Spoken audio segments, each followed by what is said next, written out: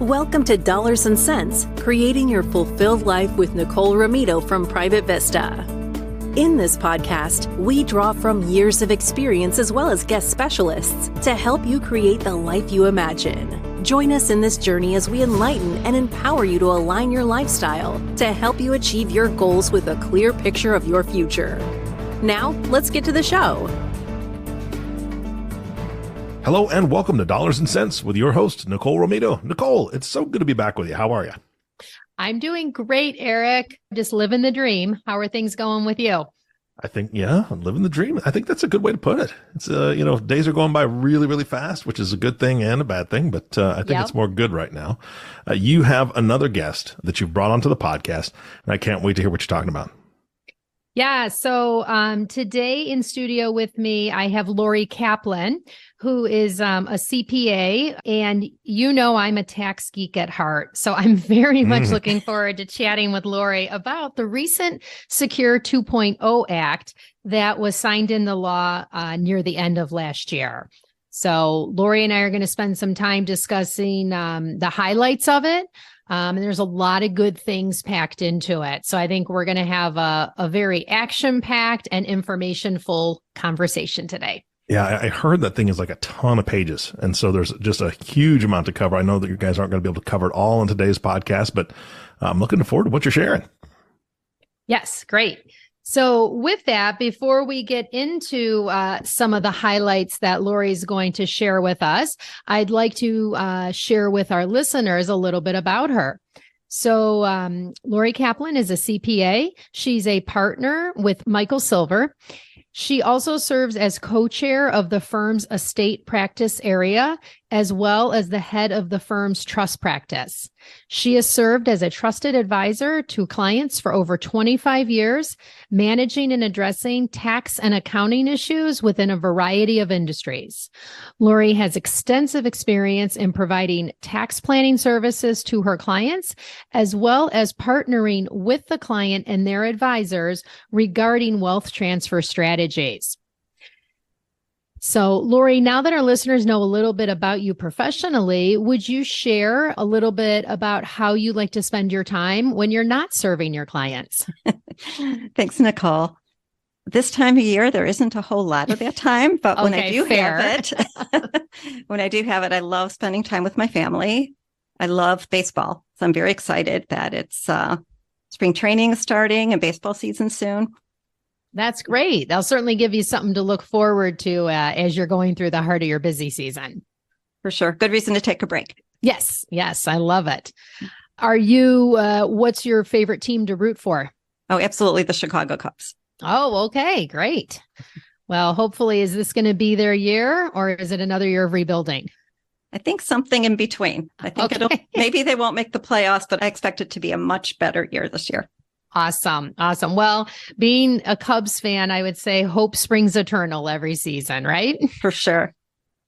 So, well, one thing where we don't want to count on hope or wishing and things like that would be when it comes to your tax planning.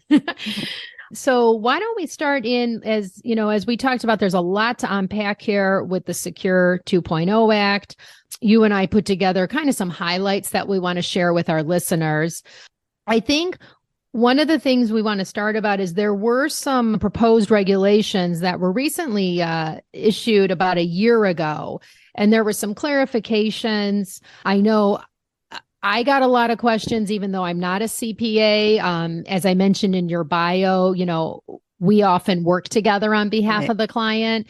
So one of the things I'd love to highlight is like the 10-year rule. I don't know if you want to start with that one. There was lots of confusion around that. Absolutely. And that was, really, really kind of threw the IRA and estate planning world on their heads. It's yes. So one of the experts in this area, Natalie Choate, among others, agreed that, the 10-year rule would basically replace the old 5-year rule, which meant that, if you fell under this rule, you'd have 5 years to take out the distribution. So you could take nothing the first 4 years and take it all in year 5.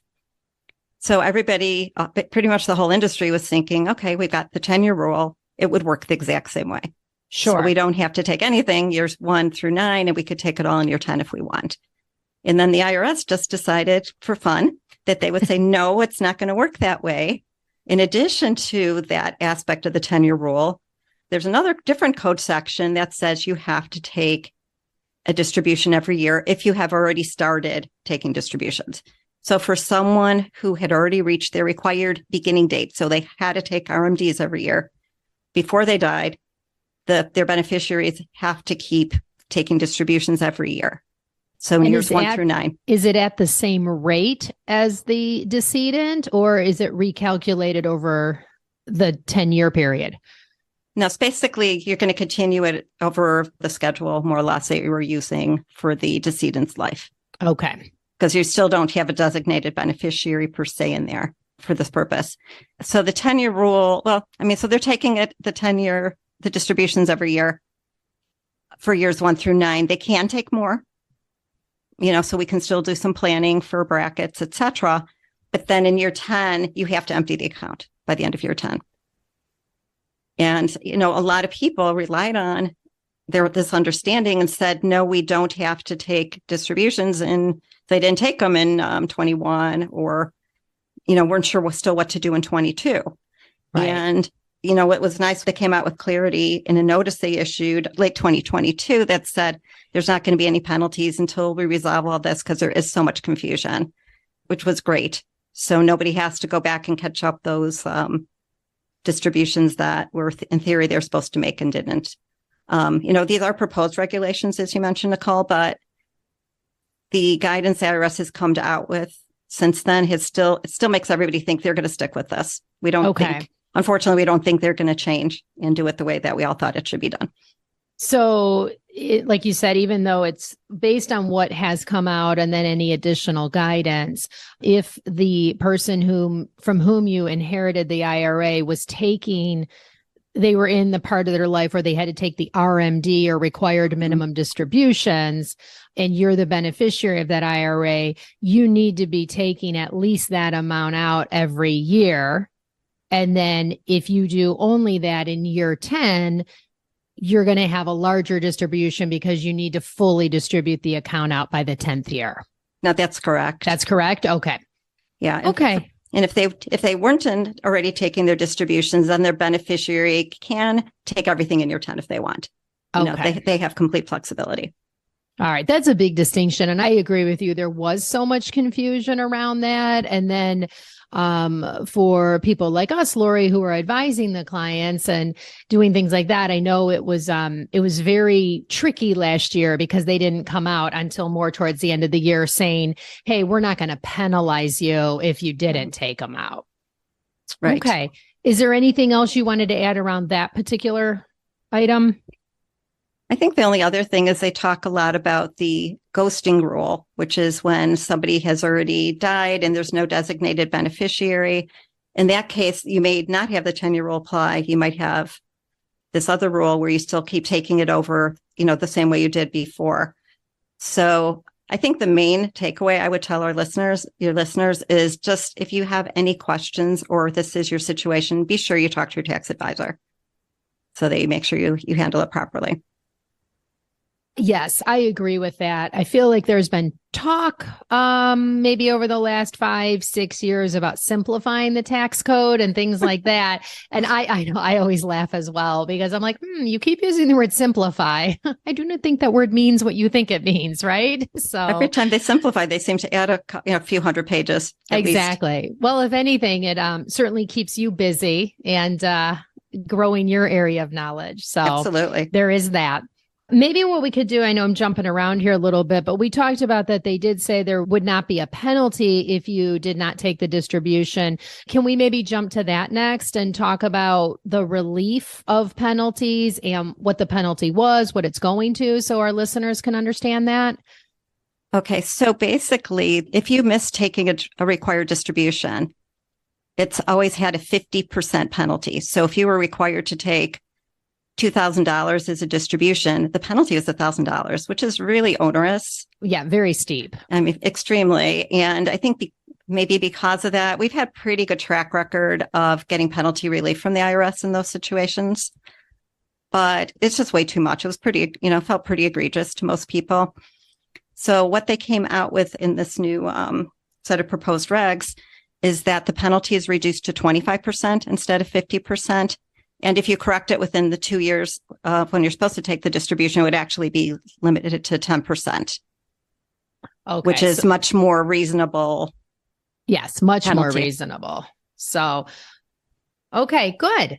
Yeah, I think that is better for the end user or the end consumer, if you will. A little more reasonable. It definitely is. The only interesting aspect to it is just talking to some of the attorneys that are involved in this.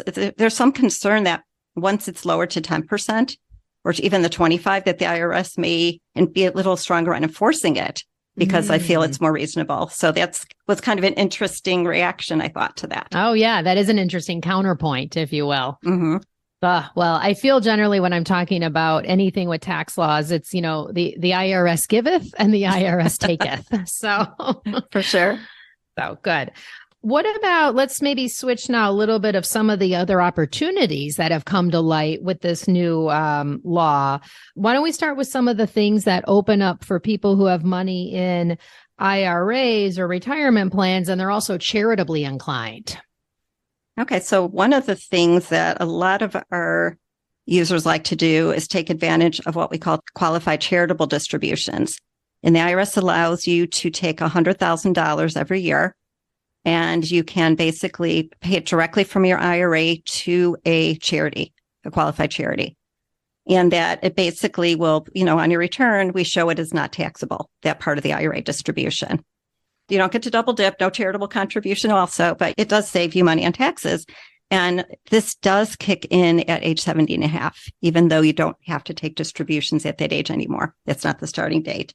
And that's a key thing I would just like to highlight is because I know in your next point, you're going to talk about how they have delayed when you need to start taking your required minimum distributions. But for our listeners, if you are in the group where you may not need to take it till age 72 or 73, if you are age 70 and a half or better, you can still take advantage of what's called the qualified charitable distribution, or as many of my listeners know, in finance, we love our acronyms. So QCD.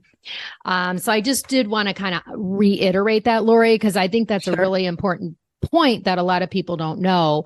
And the other thing to add on is not only does it not flow through on your tax return as taxable income, it can help you manage if you're having any type of like Medicare premium surcharges, because then it wouldn't flow through and show up as income that could cause you to be paying higher premiums for Medicare.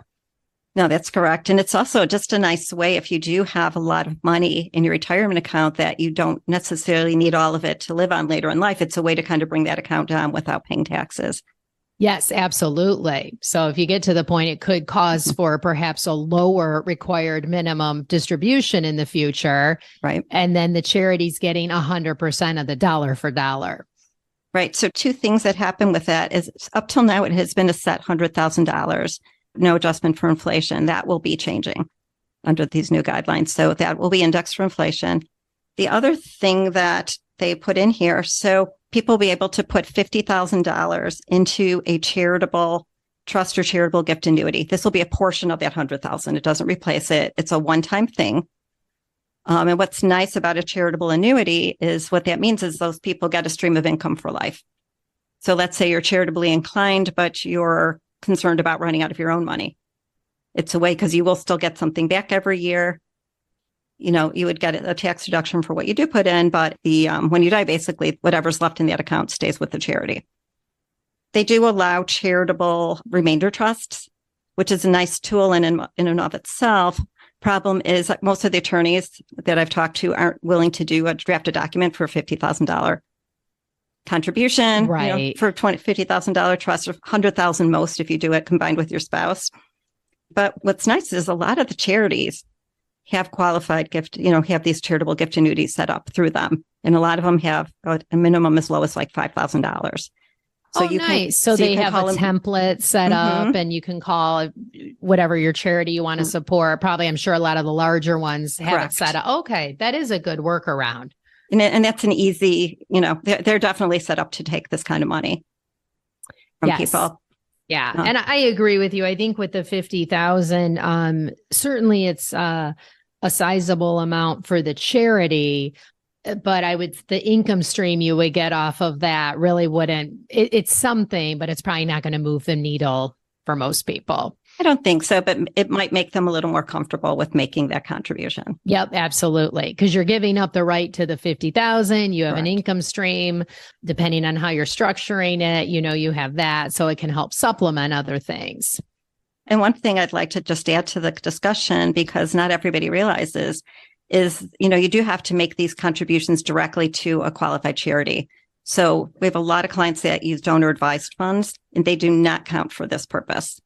Yeah, that's a very important point, because I know when the qualified charitable distribution came into effect, that was really the first question most of our clients were asking. Oh, great. Let's just do it right to our donor advised fund. So why is that not considered a qualified charity? I think it's because when you put money in a donor advised fund, you've earmarked it for charitable purposes, but you haven't actually given it to the charity yet.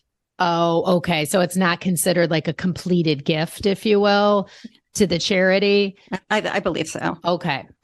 Yeah. Thanks for answering that. I've always been wondering it, and now you're right here to answer it. So I appreciate that. No problem. Great. And one of the things too is you reference, so there's the $50,000 where it's into a charitable trust that you can do once in your lifetime, but you also reference like a charitable remainder trust. And then also too, there's been some changes around like the stretch IRA, which you've already discussed what's in effect today with the Right. 5 and the 10-year rule. But do you maybe want to talk about if we can't stretch out those distributions over the remainder of our life? And when I say our, I mean like the beneficiary. You mentioned you've seen where a charitable remainder trust could also replace or replicate the lost ability to do a stretch IRA. Yeah, that is a strategy out there. I will try to, please stop me if I'm talking at too techno geek here. Okay. But it's so basically when you have a charitable remainder trust, the money goes in and you get a stream of income every year out of it. So let's say you have so you set up a charitable remainder trust as your beneficiary of your IRA, and the money goes into this trust. The trust still has to take the distributions within 10 years, but effectively, on a simple level, the money doesn't get taxed to the beneficiary of that trust until the money is pulled out of the trust. Okay. So you basically are emptying out that whole IRA within 10 years, but it doesn't get emptied from the trust to the beneficiary. In that 10-year period, it's over a lot longer period. And that's the benefit. So it's not stretching it out maybe quite as well as before, but it does stretch it out over more than 10 years. Yeah, which is great. I mean, because the longer you can keep the money invested and growing, whether it, tax deferred and things like that, generally speaking, the more you'll retain for either yourself or the charity. Right. So it's really a strategy for someone who is charitable minded, because you don't necessarily get as much under this scenario as you would if you just took it outright. But it is, if you're charitable minded anyway, it could be a good alternative. Yeah, absolutely. I have found, and I'm sure you have as well, is just for those clients of ours who are charitably minded, it offers you a lot of flexibility because there's a lot of strategies you can do during your lifetime. If you either want to see the charity, like the outcome or the fruition of your donation, but it also allows a lot of flexibility. You can write things in your documents to plan and contribute at your death. And you can even do it if you're married at the second to die.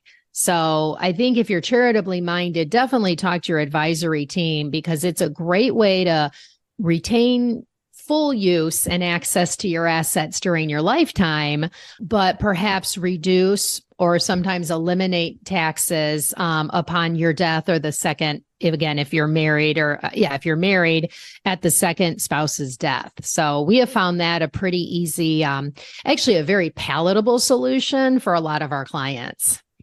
No, it's great. And, when the IRS shut down a lot of deductions, as part of the last tax act, I mean, one of the things that they did leave us to work with was charitable. Yes, you're exactly right. That's true. I think too, they shut it down. And then too, with the increase to the standard deduction, again, I think it's a little bit of they giveth and they taketh. Would you agree? No, definitely. Because I think, a lot of people have benefited because you don't have to get to that limit. And I will say personally, it's nice not having to itemize all my non-cash charitable deductions anymore. Agreed. That was actually a gift from the IRS. But it's, but then I think when you were itemizing, at least you felt like you were getting the benefit of certain things, like you're paying your real estate taxes before that was limited. And yeah, right. And you're more, and now if you're not getting that, even though maybe you're getting a larger deduction, you kind of feel like you lost something. Yeah, that's true. That is true. It's kind of like the proverbial to-do list. You're like, oh, look, I have 10 things on my list and I crossed off all 10, even though you're getting to the same outcome. If you had like one big goal you addressed for the day versus 10 little things, you're like, well, let's kind of look how we're getting there. So, okay, good. Is there anything else you wanted to share with our listeners on the charitable front? I think those were the highlights, in my mind for those. I would agree. Just wanted to make sure. I kind of stole your thunder a little bit, but as we were talking about the RMDs or required minimum distributions, it used to be for a long time, it was once you hit age 70 and a half, the IRS says, hey, you need to take out a certain amount, whether you want to or not. We don't care what you do with it, but you need to take it out, and potentially it's flowing through your tax return, depending on your situation, may or may not end up being taxable or to what degree. But one of the things I think my takeaway from a big part of the Secure 2.0 is the government's really trying to encourage people to save for retirement and be able to contribute more.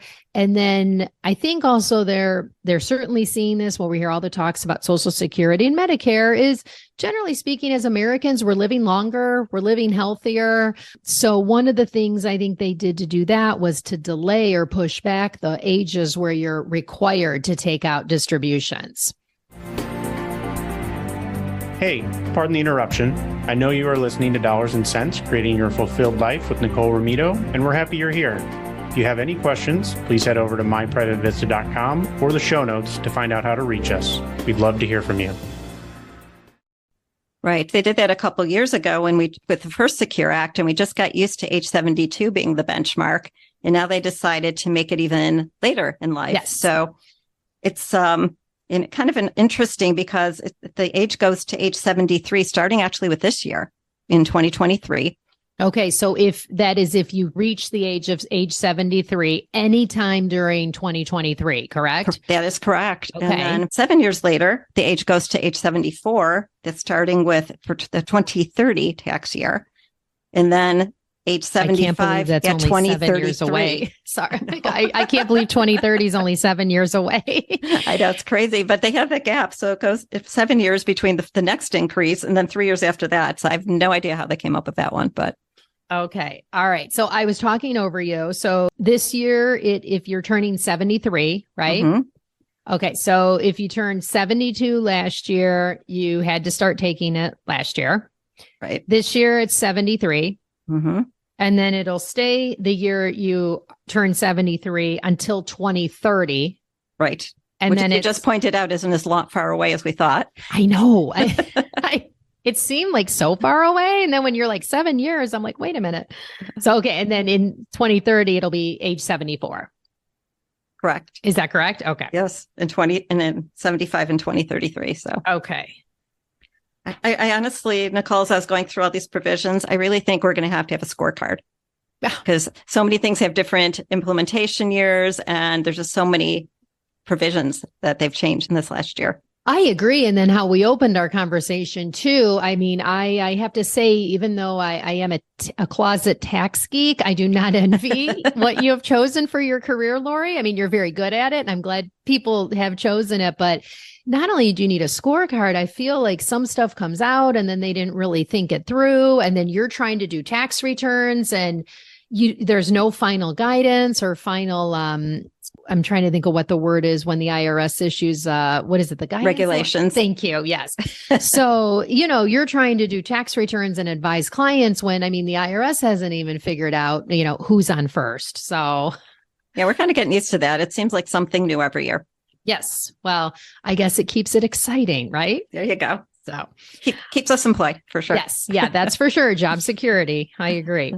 Why don't we talk a little bit about some of the things that they did will also allow for, retirement planning on ways to either leverage or maintain your wealth. So a couple of these might be, if you want to touch on like Roth IRA conversions, the qualified longevity annuity, making sure you understand the ramifications for choosing different beneficiaries.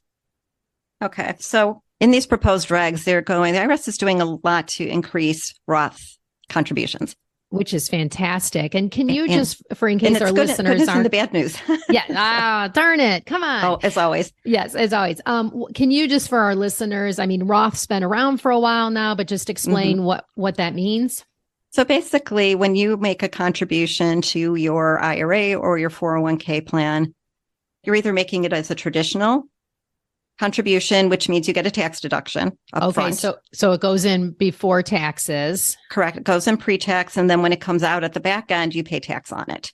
Okay. When you do Roth contributions, you don't get a tax deduction now, which a lot of people are reluctant to give up that deduction. But the back end, it all comes out tax-free. Yes. So that's sort of the yin and the yang of it. Yes. And how, we could do a whole podcast episode on this, but is there a general rule of thumb, or, because as you mentioned, I do feel like we've been programmed as a society to don't pay taxes now, right. defer. And that's not necessarily the best for everyone if you're going to look over, the rest of your lifespan. So do you have any like rules of thumb or high level how you approach this when people ask you that question?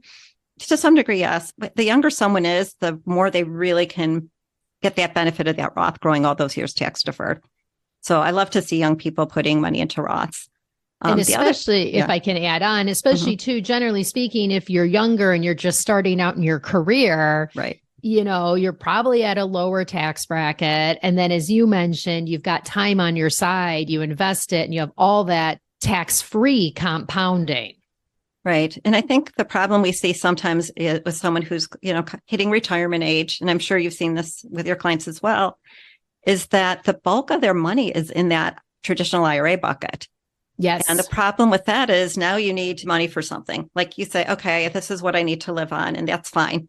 You replace your working money with your IRA income, but now you've got roof repair to make, or you've got some large hospital bill or whatever it might be. Right. Or you're going to buy a car and you want to pay cash, right? So right. And now it's like every time you're making those decisions now, you're like, oh my God, but then I have to take even more out to pay the tax on it. And it's very difficult. So I try to encourage my clients at that point, whether it's through Roth conversions or if they have take some of that money from their distributions and have it in an investment account outside of that IRA. Yes. But it's nice it's really nice to be able to work from both pools of money, some pre-tax, some after.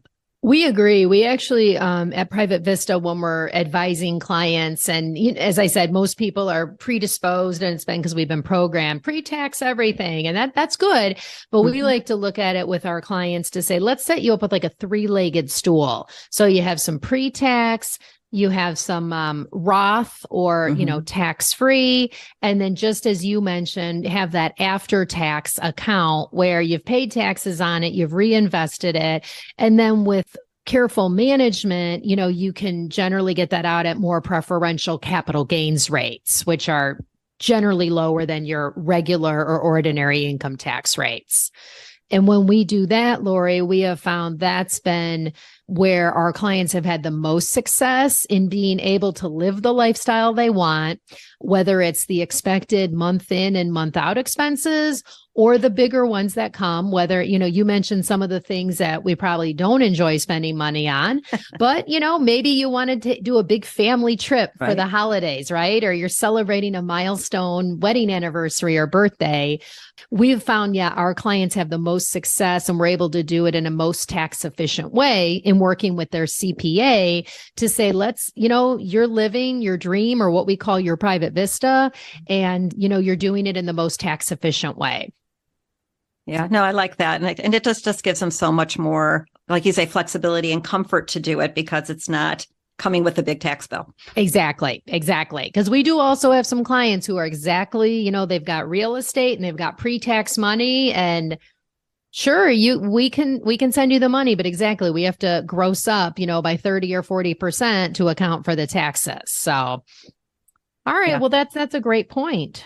But we can talk a little more if you want about some of the Roth provisions that were in this act, because That would be fabulous. There were a few they threw in. One of them, now this is one of the not so good, because they're taking it's so basically you're supposed to ask me if I want the good news or bad news first. Oh, sorry. Do you want the good news or bad news first? Well, I guess so I don't throw you off, I'll take the bad news. So what's happening is so a lot of employers, when you have your 401k contributions, a lot of employers have a matching contribution, to get people to invest in the 401k, et cetera. And what they are going, and one of the provisions here is that if somebody's compensation is greater than $145,000, okay, that they're going to make them, it's going to be a mandatory Roth match from the employer. And to make that work, what happens is now that match is going to have to be picked up in that employee's income right away. Oh, interesting. Okay. So they're getting the match where if the employer did it pre-tax, which up until now has been the only option. Correct. Right. So they would do that, and that would not have any income tax implications at the time the match was made to the employee. To the employer. It won't they'll still get their deduction, but the employee would have to pick up the income for it. When they do as a Roth. Right, because it's a Roth. It had to be, and I went looking for that because I'm like, they have to pay the tax some point, and if it goes in as a Roth, you're never going to pay it at the back end. So that was the question we had as well, because we have many clients who are business owners, and they were excited about this, but that's what we were saying too before the guidance came out. Like someone has to pay the tax at the front end. So okay, I mean, so that's the bad news part. But the good news part is that some people haven't had the opportunity to do as much Roth as they want. And this does expand the amount of money going into the Roth pool. Yes, exactly. Because just so our listeners know, while you do have your 401k, and if you've got a pre-tax portion, many employers have offered you the ability to do Roth contributions. So you can have a mix of pre and post tax. And then Laurie just talked about how the match would work. But then when you retire, you still maintain both characteristics. So you would have two different IRAs you would roll that over in. You'd have a pre-tax or traditional IRA, and then the Roth portion would go into a Roth IRA and maintain its tax-free status. Right. And Laurie, I apologize, I don't want to interrupt, but for Roth IRAs, another benefit of that is there is not during the lifetime of the owner of the Roth, you're not required to take any type of RMD or required minimum distributions. No, that's correct. Okay. So it's been up till now, it's been different IRAs. You didn't have to take them, but if you had a Roth 401k, you would have to take distributions once you came of age, unless you rolled it. So a lot of people were being forced to, if they could take it out of the plan, roll it into a Roth IRA so that they could do this. And, you'd have to be sure the account was set up, and it just was more hassle. And now they're finally going to kind of match the two.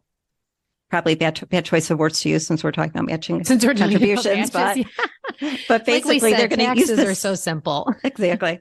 But, it'll be the same treatment basically going, for where you don't have to take RMDs for any Roth account, whether it's in a 401k or an IRA. Okay, great. Was there anything else? I know I was jumping in there as well, but is there anything else on the Roth 401k match you wanted to make sure you highlighted? Yeah, so they're also saying that if they're going to make it optional Roth for matching a non-elective employer contributions. So basically, that would be, I believe, if you have your safe harbor plans, and that one, it's going to be optional. It's so like everything else. There's what the IRS allows in the pension world, and then what your plan document allows. And when the plan document always trumps. That's like your Bible when you're an employee. Right. That's what applies to that specific plan. Right. And it could be more conservative or more narrow than what the law allows for. That's exactly correct. And in this case, this would be an optional provision if the plan document, allows it. Then the employee would have that option. So they're trying, so again, they're trying to make it so there's more opportunities to put money in Roth. And it does benefit the government because they save some tax money this year. Correct. But it also benefits the employees who can save more in a Roth vehicle.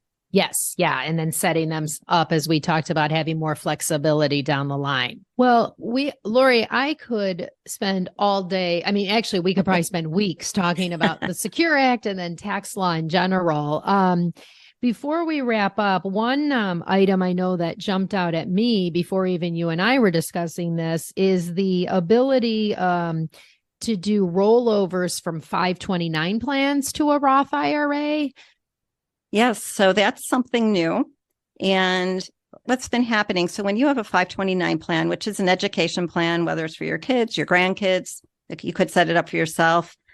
Sometimes there'd be money left at the end. Like you could plan what you think your kid's going to do, and they may decide not to go to college, or they may surprise you and get a great scholarship. And so you didn't need to pay for as much out of pocket yourself. And so there's at times been leftover money in these 529 plans. And yes, you could change it to another beneficiary in the family. Right. But, there was this feeling that, maybe people aren't putting as much into these plans because they're afraid that money is going to get trapped. And if you take it out and it's not used for educational purposes, then there's a penalty, 10% penalty, as well as being taxable. Correct. At ordinary income tax rates, not Right. capital gains. Correct. So their solution to this is they're going to, and it's a little complicated, but they're going to basically allow people with leftover money in a 529 plan to convert it into a Roth IRA. The limitation, though, is you can only do it up to the Roth IRA limit each year. So in total, you can do $35,000, but it can't all be at once. It's going to have to be a little each year, depending if you have room to make a Roth IRA contribution. Right. And I believe that provision is not, that's going to go into effect next year, correct? That one is, yes, 2024. Okay. Well, as I said, I can't believe it, but our time together here today is coming to an end. I really want to thank you for sharing all your knowledge and your insights in regarding to this most recent tax legislation. Before we do wrap up, though, I have a question I ask all my guests. And it would be, if you could live anywhere in the world, no constraints, no money, no time, you're not tied down to needing to be somewhere because of family or things like that, where would you live and why? Well, it's funny because at one point, my husband and I were on a trip and we happened to take a day trip to Malmö, Sweden. Oh, and it okay. just was so beautiful there. And I'm like, I think I texted my daughter and said, I think I found where I want to retire. That's amazing. I was joking, but it really was. I wouldn't really be that far away from my family. But, you said if there were no family constraints. Yes. And they, they could always come with you, or, if we're in the world where, there's no schedules, schooling, things like that. So that's interesting. I'll have to check that out. I'm not familiar with that town. So it may have just been the right day, but it just was so peaceful and relaxing. And I'm like, I could just stay here. Oh, that's fantastic. That is fantastic. And for our listeners, I can tell it definitely was peaceful and makes her happy because she has a very big smile on her face right now. So, all right. Well, again, Laurie, thank you again for sharing your time and your wisdom and your knowledge with our listeners. We appreciate it. Well, thank you, Nicole, for having me. It was a lot of fun, and I hope somebody learned something from it. So I'm sure they did. Nicole and Laurie, this has been absolutely fantastic. Laurie, I cannot tell you how nice it is to have someone as brilliant as you go through this stuff, because to me, it's mind numbing, right? I'm just like, I end up listening to some things like this and so much information, I become pudding. So for those that are listening going, man, there's a lot to learn, I need to reach out to Laurie. How do they get a hold of you? Well, they can definitely give me a call. They can reach me at 847-982-0333. Or they can feel free to go to our website, which is www.michaelsilver.com. All right. Fantastic. Again, Laurie, thank you so much for being here. Nicole, thank you for hosting and bringing on another amazing guest. And of course, our last thank you always goes to the listening audience. Thank you so much for tuning in and listening to the Dollars and Cents podcast with Nicole Romito. If you have not subscribed to the podcast yet, please click the subscribe now button below. This way, when Nicole comes out with a new podcast, it'll show up directly on your listening device. And we humbly ask you share this podcast, rate it, and leave a review, as this actually does help others find the show. Again, thank you so much for listening today. For everyone at Private Vista, this is Eric Johnson reminding you to live your best day every day. And we'll see you next time. Thank you for listening to the Dollars and Cents Creating Your Fulfilled Life with Nicole Romito, sponsored by Private Vista. Visit our website at www.myprivatevista.com or give us a call at 312-831-4370. And don't forget to click the follow button to be notified when new episodes become available. Hightower Advisors, LLC is an SEC-registered investment advisor. Securities are offered through Hightower Securities, LLC, member FINRA and SIPC.